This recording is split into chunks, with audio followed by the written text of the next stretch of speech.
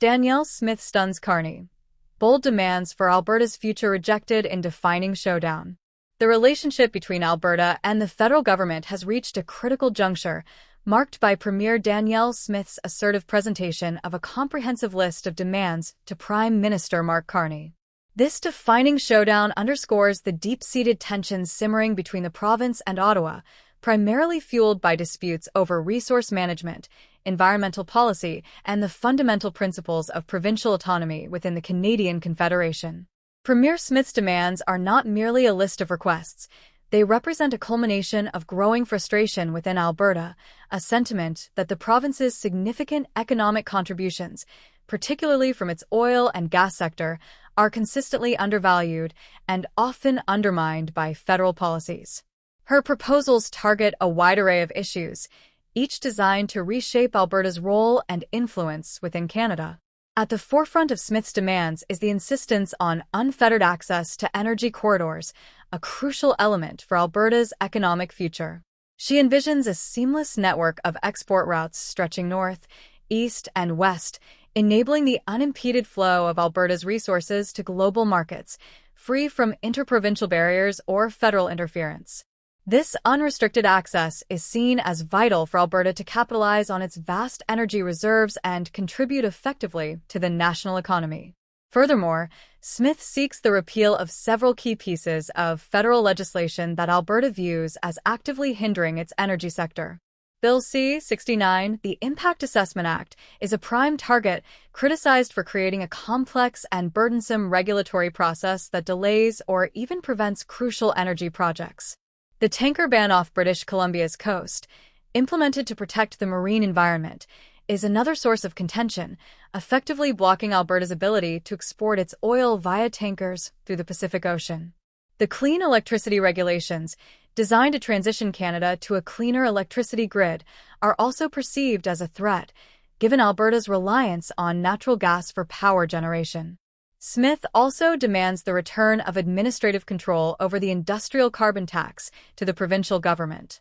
She argues that Alberta is best positioned to design and implement carbon pricing policies that are tailored to its unique economic and environmental circumstances, allowing the province to address climate change while safeguarding its economic competitiveness. Another key point of contention is the federal government's potential imposition of export taxes or restrictions on Alberta's oil and gas.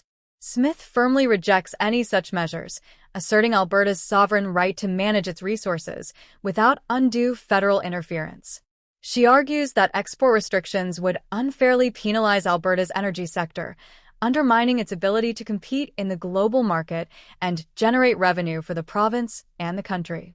In terms of federal transfers, Smith advocates for a fairer distribution of federal funds, demanding per capita transfers and equalization payments that are comparable to those received by other provinces. She emphasizes Alberta's historical role as a net contributor to the national economy, arguing that the province deserves a more equitable share of federal resources. To solidify Alberta's position and prevent future federal overreach, Smith proposes the creation of an Alberta Accord, a legally binding agreement that would enshrine the province's rights over its economy and natural resources. This accord would serve as a safeguard against future federal policies that could potentially harm Alberta's interests. In addition to these core demands, Smith has raised concerns about the federal government's management of national parks within Alberta, citing recent wildfires in Jasper and potential threats to Banff as evidence of inadequate oversight. She suggests that Alberta should have a greater role in the management of these parks, given their proximity to the province and their importance to Alberta's tourism industry. Prime Minister Carney, while acknowledging Alberta's concerns, has reaffirmed the federal government's commitment to both environmental sustainability and national unity. He emphasizes the need for large-scale energy projects and the development of new export routes, including potential corridors through Canada's north. Carney also announced a $187 million investment to rebuild infrastructure in Jasper National Park following devastating wildfires, signaling the federal government's commitment to addressing the damage caused by the fires. The federal government's stance on environmental regulations, particularly the proposed emissions cap on oil and gas production, remains a major sticking point. While Ottawa insists that the cap is designed to target emissions rather than production, Smith and other critics argue that it will effectively limit Alberta's energy output and hinder its economic growth. The emissions cap is viewed as a direct threat to Alberta's energy sector, potentially leading to job losses and reduced investment. Conservative Party leader Pierre Poilievre has emerged as a vocal supporter of Alberta's position, advocating for greater provincial autonomy and criticizing federal policies that he believes are detrimental to the energy sector. Poilievre's platform includes a pledge to repeal the federal carbon pricing system, arguing that carbon pricing should be left to the provinces. He also proposes offering tax credits to incentivize emissions reductions rather than imposing a carbon tax. The escalating tensions between Alberta and the federal government raise fundamental questions about the future of Canadian federalism. Smith has warned of a potential national unity crisis if Alberta's demands are not addressed within a reasonable timeframe, suggesting that a failure to act could lead to unprecedented challenges to the Confederation. While Smith has stopped short of explicitly endorsing Alberta's separation from Canada, she has indicated that a referendum on the issue could be considered if public support emerges.